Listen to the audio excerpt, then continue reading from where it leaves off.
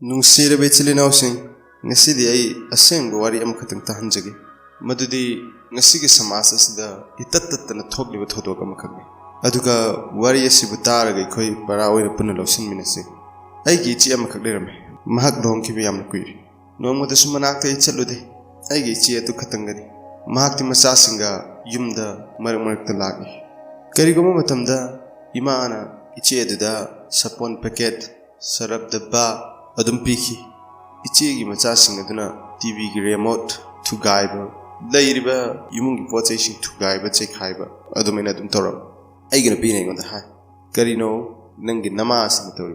ikhoi yumas ba khairat ki center la pot khuding monda pithobiba cheng sapon sarap asina chingba kamar mo pithobiba ikhoi yum asibu khairat ki center la ngonda hanglam aini ma da hai ima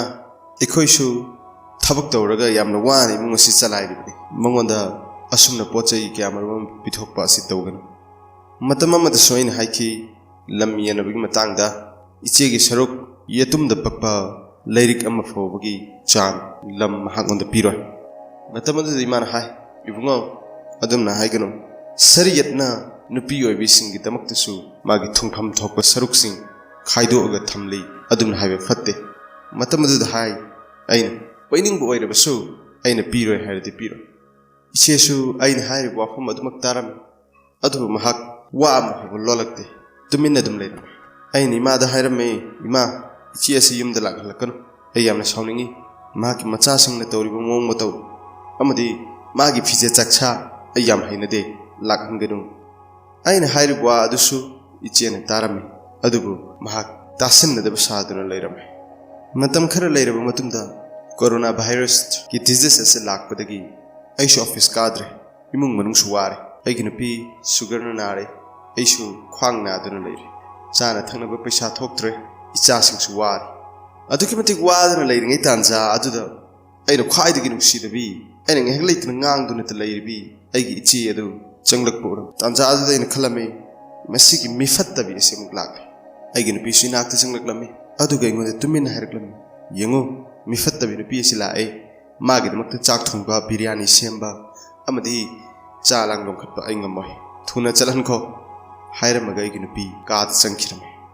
aigi che dui nakta changlakte imagi manakta changkhirami aduga fresh to matungda aigi nakta changlaklam makhut aduna aigi lengba anda thamlaklame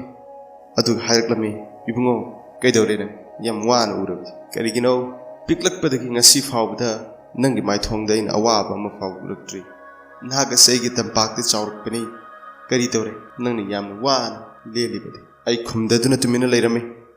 ichena mahaki bek adudagi sanagi khuji mari khatang lawthoklaki aduga engon piram masina nahaki awa ana kaya adudagi kanbangam nabigidmak masi kai thoklo aduga sel aduna nahakna darkar oiba singadu sijino ai thajade mittagi pi taraklami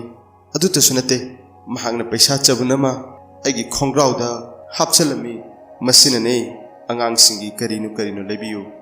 biryani sabiyu atopa makhoina pamba kaya bijabi nahak icheda awaba ama fabu halkanuko nahakidam iche lairibisidi nang karigidam wagadoru masi hairamlaga ichedu chatkhiram aigi mechena uhawi segairaba khudai tatlaba chapal tongduna mangda chatkhi aduk yamna lairibi ichena aigidmakta ngasi piramliba khudol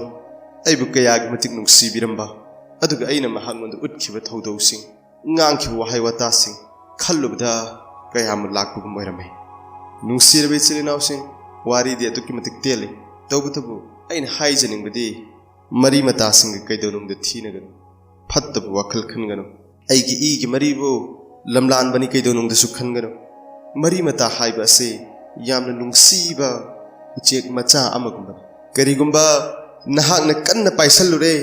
mahak sigani aduga karigumba nahakna komna paire paithokkhigani nahakna luna nungsina chana loina birabadi mahak adu nangidamaktu oigani maram asina nungsirabi chilinawsing mari mataga kaidonungda thinagano nungsina loina biyu mahakkidamakta angamba mateng paisa mak natrabasu matam tamak oirabasu natraga wahai tamak oirabasu mahaki damakta matam khachiktan kai thokpi